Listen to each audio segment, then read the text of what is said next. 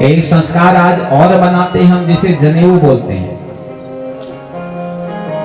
जनेऊ संस्कार की एक अवधि रखी है। जो ब्राह्मण होने चाहिए उन ब्राह्मणों का जनेऊ 5 वर्ष से 11 वर्ष के बीच में हो जाना चाहिए। जो क्षत्रिय हैं, जो ठाकुर हैं, उनका जनेऊ 11 वर्ष से 15 वर्ष के बीच में हो जाना चाहिए। जो वैश्य हैं, इनका जनेऊ 15 से 21 के बीच में हो जाना चाहिए। और जो शूद्र हैं, उनका 21 से 25 के बीच में हो जाना चाहिए। ये जनेऊ संस्कार जब हम करते हैं, इसके बाद हम द्विज बनते हैं। लेकिन आजकल महाराज हम जनेऊ संस्कार तब करते हैं जिस दिन विवाह होता है बच्चे का। अरे जदिन ब्याहल उदिन ये धाक खिद्दून तय गाँव में, ऐसा ही बोलते हैं। ऐसा ही बोलते हो। अरे जदिन ब्याहल है उदिन ये धाक खिद्दून गाँव में। ये जनेऊ को हमने धागे की संज्ञा दे दी। ये जनेऊ कोई धागा नहीं है, ये जनेऊ ब्रह्मास्त्र है। स्वयं हनुमान जी ने भी इसकी रक्षा करी थी, इसका सम्मान किया था। तो जनेऊ संस्कार समय पर बच्चों के कर लेना चाहिए। अगर बेटा घर में है, अगर ब्राह्मण हो तो 11 वर्ष तक बेटे का जनेऊ हो जाए, क्षत्रिय हो तो 15 वर्ष तक हो जाए, वैश्य हो तो 21 वर्ष तक हो जाए, शूद्र हैं तो 25 वर्ष तक हो जाए। ये जनेऊ का समय है। आजकल एक और बात हम लोगों को सुनने को मिलती है, अरे जो बामण छन महाराज वो 6 पल्ली जनेऊ पैराल, जो ठाकुर छन वो 3 पल्ली जनेऊ पैराल। ऐसा भी हमने कई जगह सुना है। होता है ना ऐसा? हाँ या ना? होता है। अब किसने तुमसे ऐसा कह दिया भैया कि ब्राह्मण 6 पल्ली पैरोल, ठाकुर 3 पल्ली पैरोल? देखो एक बात सुन लो, इस संसार में ना कोई ब्राह्मण है, ना कोई क्षत्रिय है, ना कोई वैश्य है, ना कोई शूद्र है। भगवान ने किसी ब्राह्मण को पैदा नहीं किया, ब्राह्मण ने किसी क्षत्रिय को पैदा नहीं करा, भगवान ने किसी शूद्र को उत्पन्न नहीं करा। हम अपने कर्म से ब्राह्मण बनते हैं, हम अपने कर्म से क्षत्रिय बनते हैं, हम अपने कर्म से वैश्य बनते हैं, हम अपने कर्म से शूद्र बनते हैं। ध्यान देना सब लोग।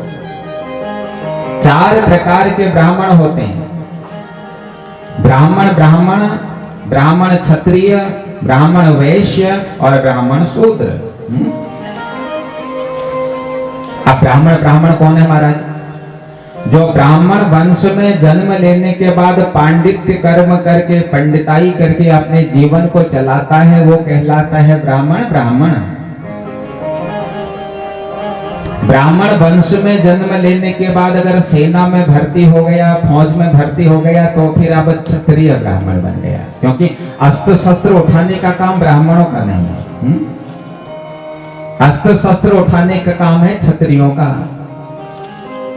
तो ब्राह्मण वंश में जन्म लेने के बाद अगर सेना फौज में भर्ती हो गए तो फिर ब्राह्मण क्षत्रिय बन गए। ध्यान देना सब लोग। ब्राह्मण वंश में जन्म लेने के बाद अगर दुकान खोल करके व्यापार करना प्रारंभ कर दिया तो ब्राह्मण वैश्य बन गए, क्योंकि व्यापार करने का काम ब्राह्मणों का नहीं है, व्यापार करने का काम वैश्यों का है। ब्राह्मण वंश में जन्म लेने के बाद ना कभी संध्या करी, ना कभी भगवान का वंदना करी, ना कभी माथे पर तिलक लगाया, तो फिर ब्राह्मण शूद्र बन गए। तो केवल ब्राह्मण जाति में जन्म लेने से ब्राह्मण नहीं होते हो।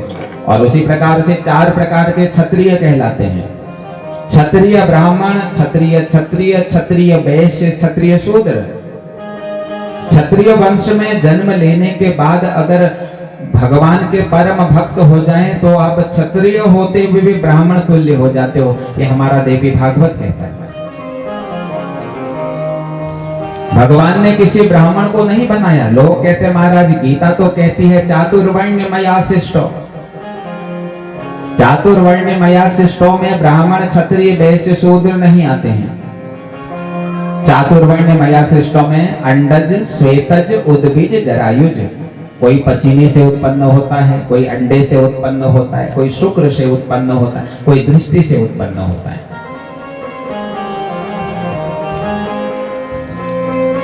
तो आज हम लोगों के मन में एक बड़ी विडंबना होती, बोले जो ब्राह्मण छनो 6 पल्ली जन्नो पैरा, जो ठाकुर छनो 3 पल्ली जन्नो पैरा।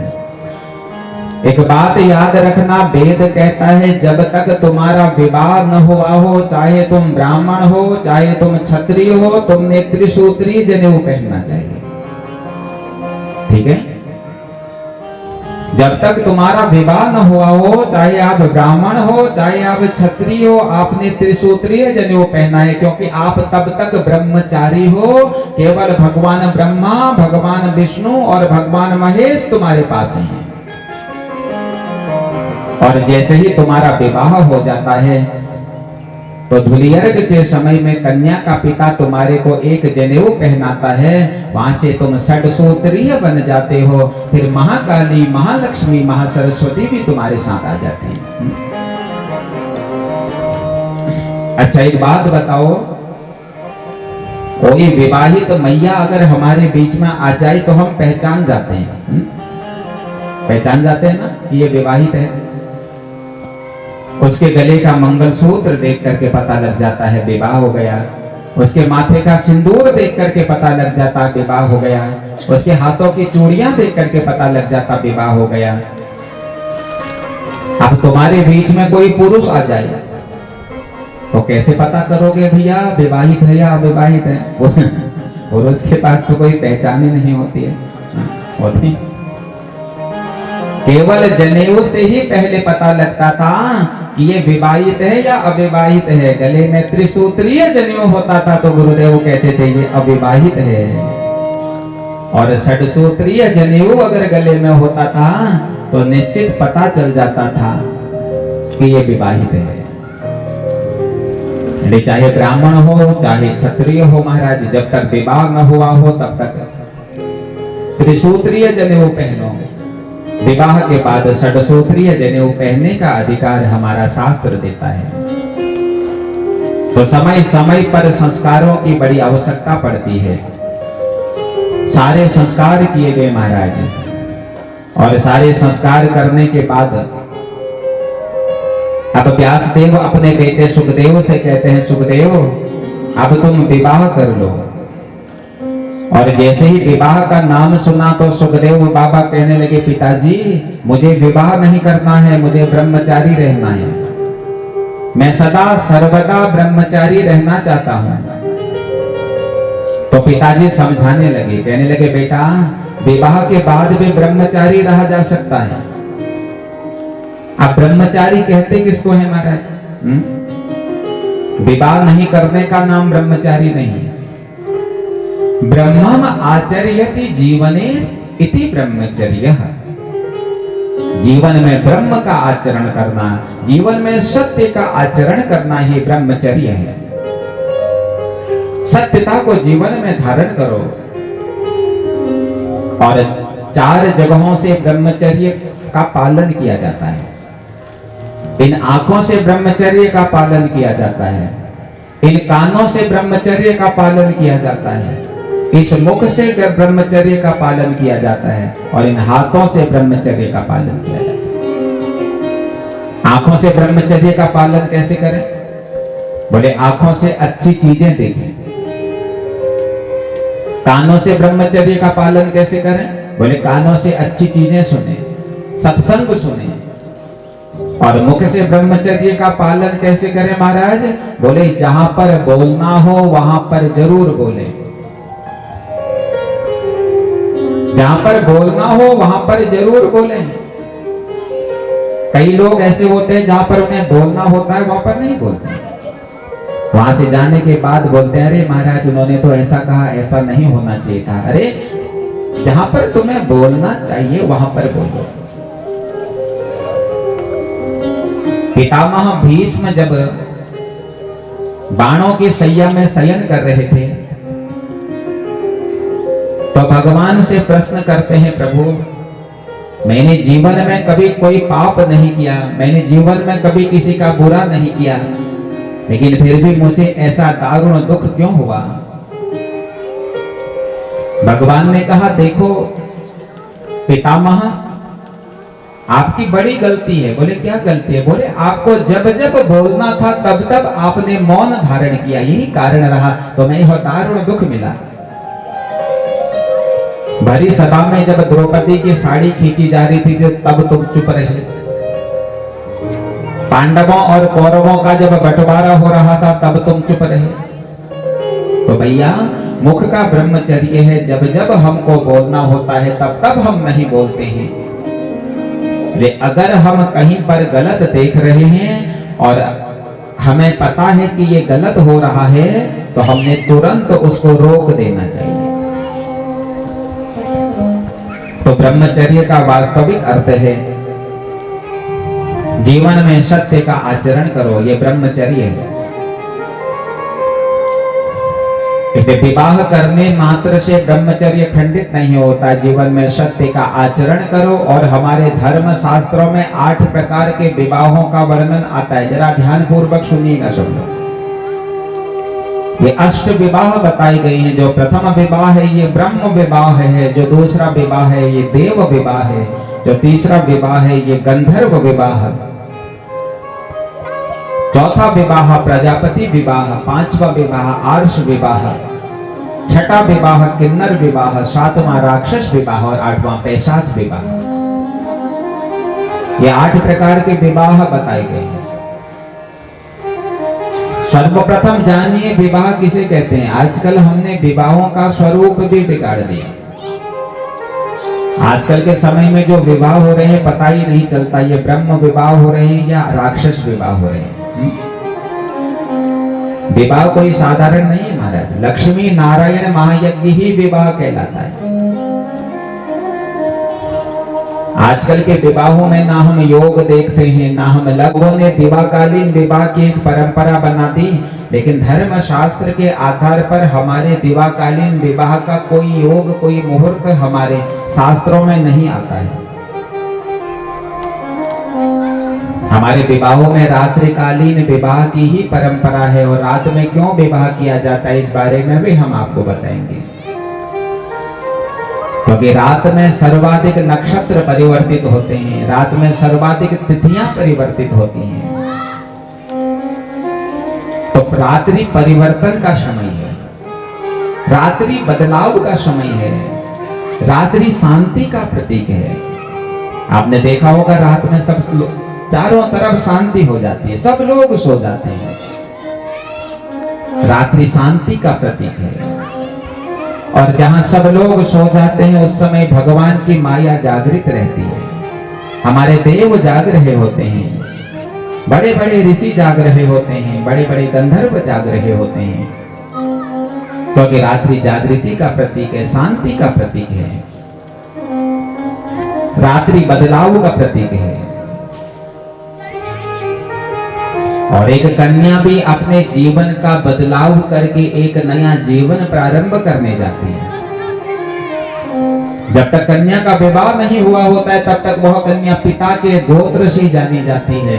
जब तक कन्या का विवाह नहीं हुआ होता है तब तक वह कन्या पिता के नाम, पिता की जाति से जानी जाती है। लेकिन जैसे ही कन्या का विवाह हो जाता है फिर वो पति के गोत्र से जानी जाती है, फिर वो पति की जाति से जानी जाती है।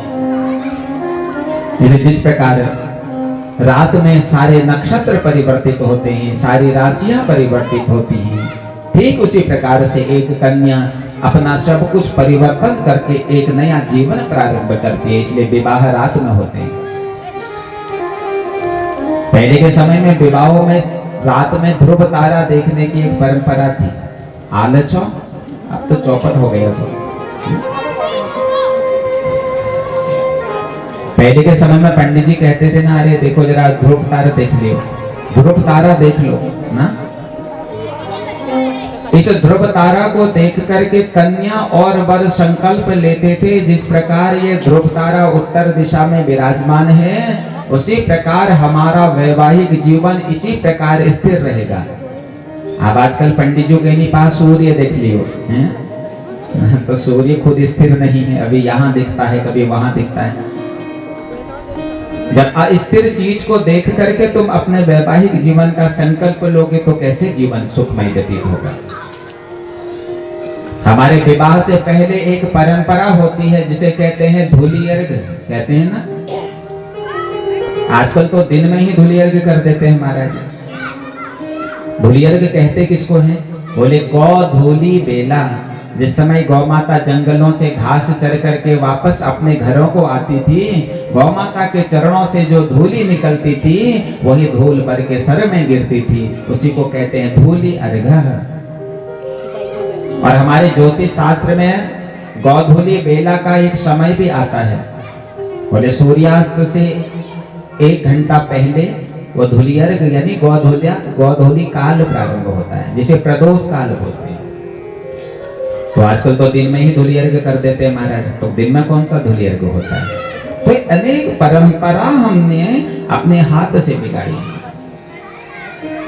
और आजकल हमारे समाज में एक और नया फैशन चला हुआ है, उसे तो अगर देखा जाए तो एक प्रकार से उसे फैशन ही बोला जाता है, जिसे विष्णु प्रतिमा विवाह बोला जाता है।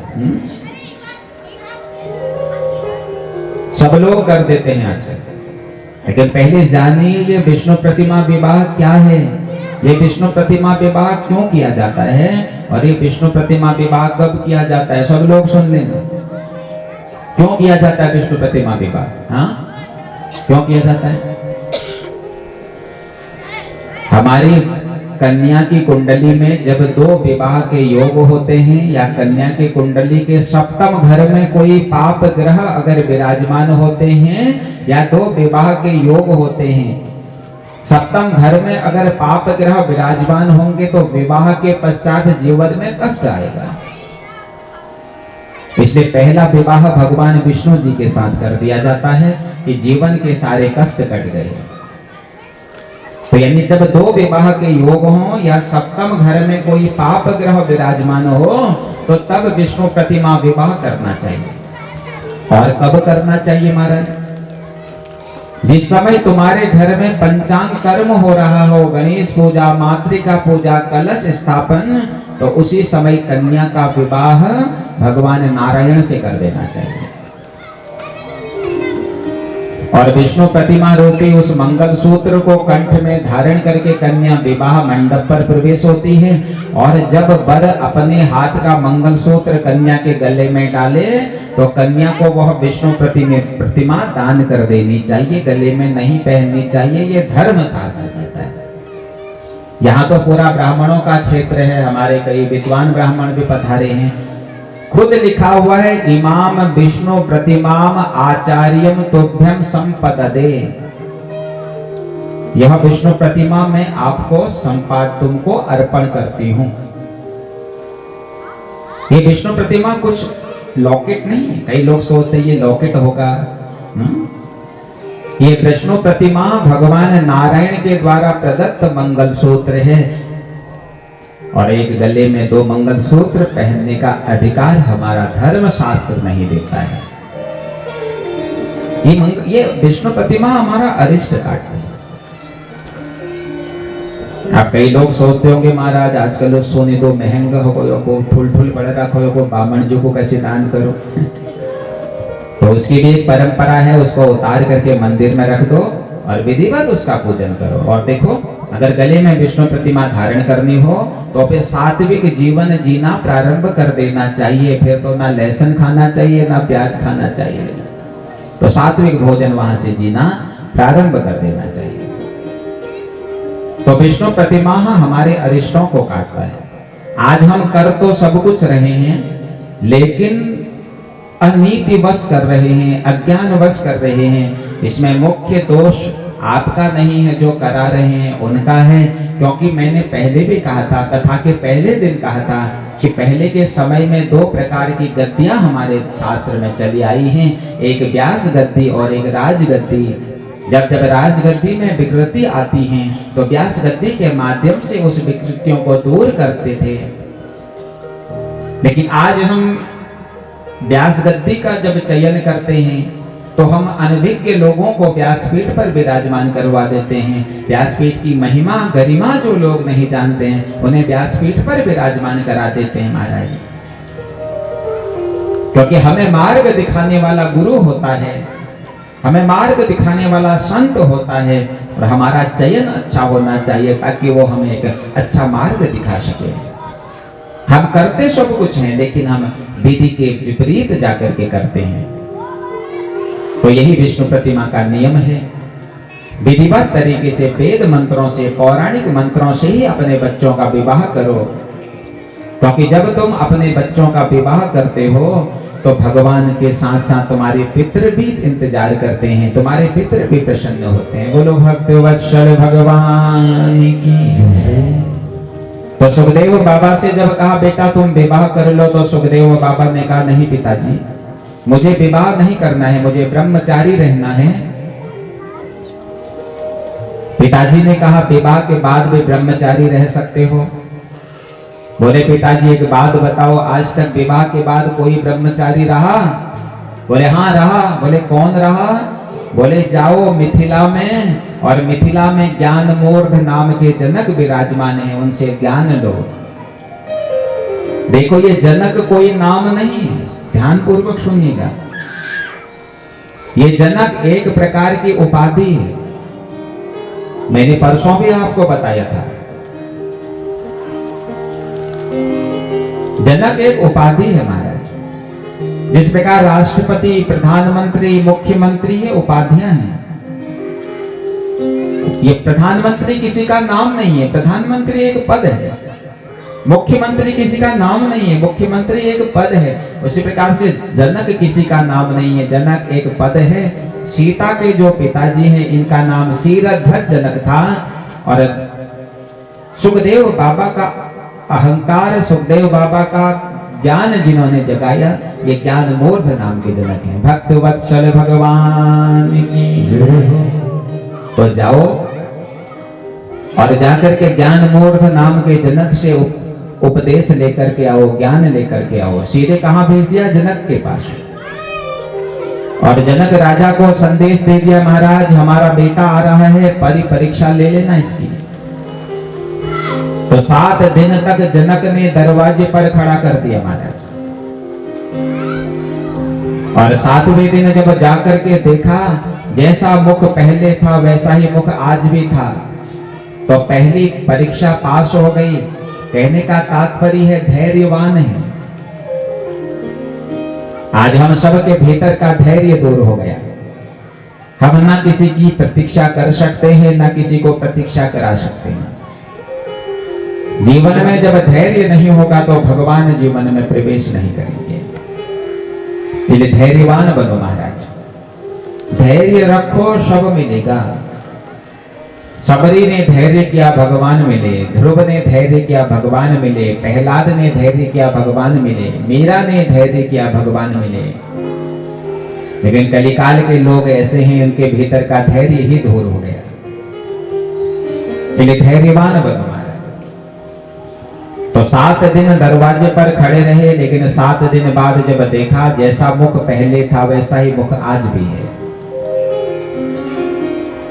उसके बाद 21 दिन तक अंतःपुर में विराजमान कर दिया, जहां 16 वर्ष की कन्याएं सुखदेव बाबा को स्नान कराती हैं, सुखदेव बाबा के वस्त्र उतारती हैं, सुखदेव बाबा को वस्त्र पहनाती हैं, सुखदेव बाबा को गले से लगाती हैं। और जब 21वें दिन जाकर के पूछा तो अप्सराएं कहती है महाराज ऐसा लगता है कि हम किसी पत्थर को स्नान करा रहे हैं। किसी भी प्रकार की इंद्रियों में कोई विकृति इसकी नहीं है। तो दूसरी कक्षा में भी पास हो गया, यानी इंद्रियां संयमित हैं। 15 दिन सुखदेव बाबा को एक ऐसे कमरे में रख दिया जहां सोना चांदी हीरे मोती बिल्कुल ऐसे ही पड़े हैं। 15 दिन बाद जब जाकर के देखा महाराज जो चीज जहां पर पड़ी थी वो बिल्कुल वहीं पर पड़ी है। तीसरी कक्षा में भी पास हो गए, बोले लोभ से भी परे है। इसलिए भगवान को पाने के लिए महाराज काम, क्रोध, लोभ और मोह से दूर रहना पड़ता है। जिसके मन में काम होता है, जिसके मन में क्रोध होता है, जिसके मन में मोह होता है, जिसके मन में लोभ होता है, उसके हृदय में कभी भगवान प्रवेश नहीं कर सकते। आज हम सब ने अपना मन इतना अपवित्र कर दिया है। इस मन में काम को बैठा करके, इस मन में क्रोध को बैठा करके, इस मन में मोह को बैठा करके, लोभ को बैठा करके फिर कहते हैं हमारे मन में भगवान नहीं आ रहे हैं। कैसे आएंगे महाराज? अच्छा एक बात बताओ, आप जब किसी कमरे में जाते हो और अगर वो कमरा गंदा हुआ होता है तो आप क्या करते हो? पहले साफ करते हो ना। जब हम किसी गंदे कमरे में प्रवेश नहीं हो सकते, जब हम किसी गंदे कमरे में बैठ नहीं सकते, तो जरा विचार करो वह परमात्मा तुम्हारे हृदय में कैसे बैठेगा जिसमें काम बैठा है, जिसमें क्रोध बैठा है, जिसमें मोह बैठा है। जनक राजा चरणों में समर्पित हो गए और सुखदेव बाबा का हाथ पकड़ करके अपनी सभा में ले गए। अनेक संत परिकर विराजमान है और अनेक संत परिकर के बीच में पूछने लगे, कहिए व्यास नंदन सुखदेव क्यों आए हो आप यहाँ? तो तब सुखदेव बाबा कहते, महाराज मेरे मन में एक शंका है, उसी शंका का समाधान चाहने के लिए मैं तुम्हारे पास आया हूँ। बोले क्या शंका है? कि सुनो विप्रेण कर्तव्यम मोक्ष मार्ग स्थितो नयन उपानीतो वशादादो वेदभ्यास वै गुरु। मेरे पिताजी मुझसे कहते हैं कि तू विवाह कर ले, लेकिन मैं चाहता हूं कि मैं विवाह ना करूं। मैंने कहा मैं सर्वदा ब्रह्मचारी रहना चाहता हूं, लेकिन मेरे पिताजी कहते हैं कि विवाह के बाद भी ब्रह्मचारी रहा जा सकता है। तुम ही बताओ, क्या विवाह के बाद कोई ब्रह्मचारी रह सकता है? राजा जनक कहने लगे, एक बात बताओ, ब्रह्मचारी कहते किसको है? बोले ब्रह्मम आचर्यति धारणम ब्रह्मचर्यः। बोले ब्रह्म का आचरण करना ही ब्रह्मचर्य है। बोले सत्य बोलना, सत्य सुनना, सत्य कहना। सत्यम सुतु सत्यम वदतु, सत्य सुनो सत्य बोलो, यही ब्रह्मचर्य की पहचान है। कहने लगे, देखो सुखदेव, जब हम संसार में आते हैं तो 3 ऋण हमारे ऊपर आ जाते हैं। जो प्रथम ऋण है वो देव ऋण है, जो दूसरा ऋण है वो पितृ ऋण है, और जो तीसरा ऋण है ये ऋषि ऋण है। अब देव ऋण कैसे निवृत्ति होती है महाराज? देव ऋण की निवृत्ति होती है भगवान की पूजा करके, भगवान के मंदिर जाकर के, भगवान की कथा सुन करके। ये देव ऋण से हमारी निवृत्ति होती है, जैसे आजकल आप लोग कर रहे हो। तो ये देव ऋण से निवृत्ति मिलती है भगवान का पूजन करके, भगवान का बंधन करके। और पितृ ऋण की निवृत्ति होती है श्राद्ध करके।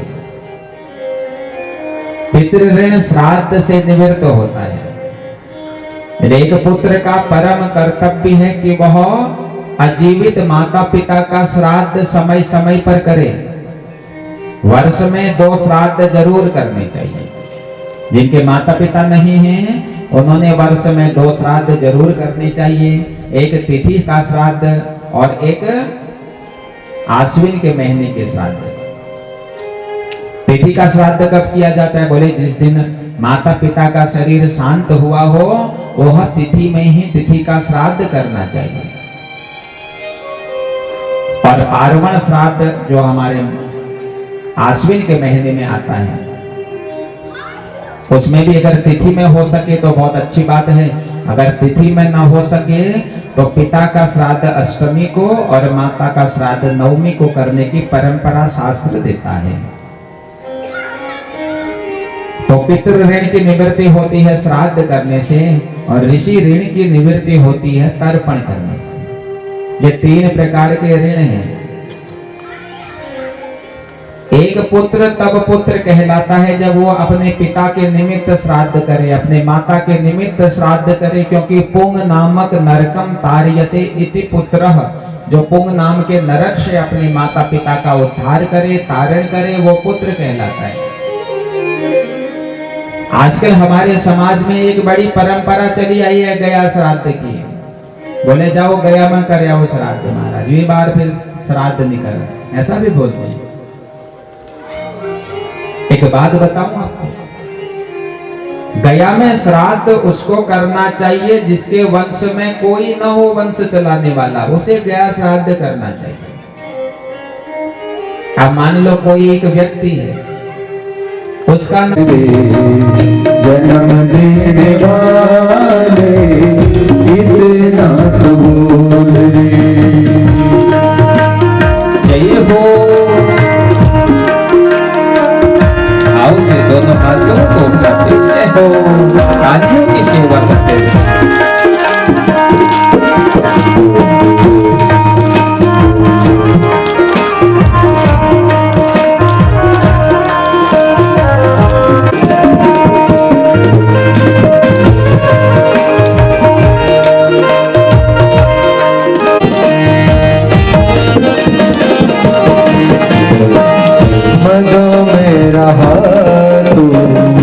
सजा चूर चूर रे, मदों में रहा तू सदा चूर चूर रे, मंदिरों से भी तू रहा दूर दूर रे,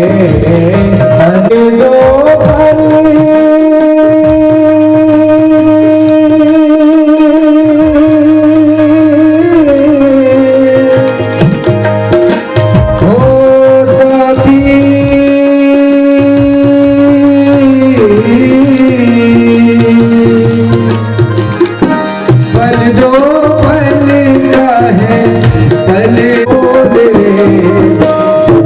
देने वाले इतना तो बोल रे, जन्म देने वाले इतना तो बोल रे, ओ तन की भोली आँखें बोल रे, जन्म देने वाले इतना तो बोल रे, जन्म देने वाले इतना तो बोल रे।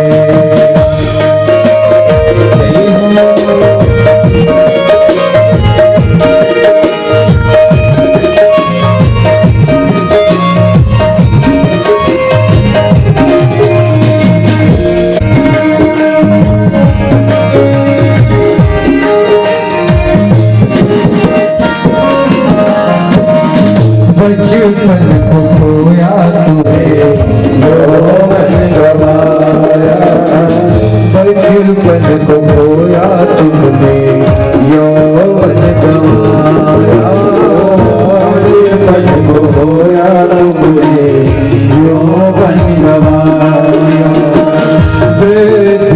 अवस्था तुझे रोग सताया,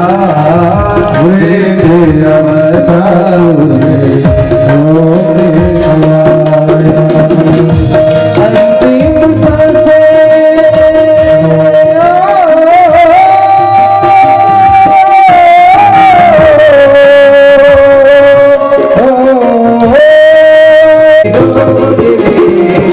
जन्म देने वाले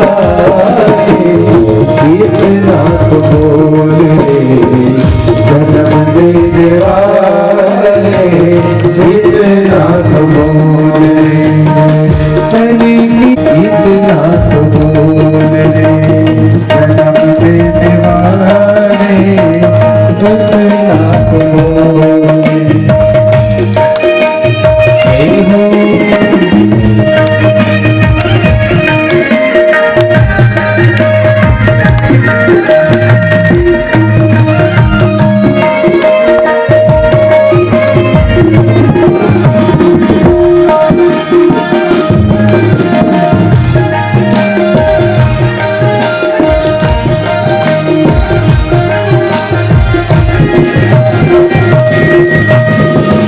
जीवन है क्या जब अपयश कमाया, जीवन है क्या जब अपयश कमाया, जीवन वही है जो सीखे जीवन में अपने दो, जीवन में अपने दो मीठे बोल बोल रे,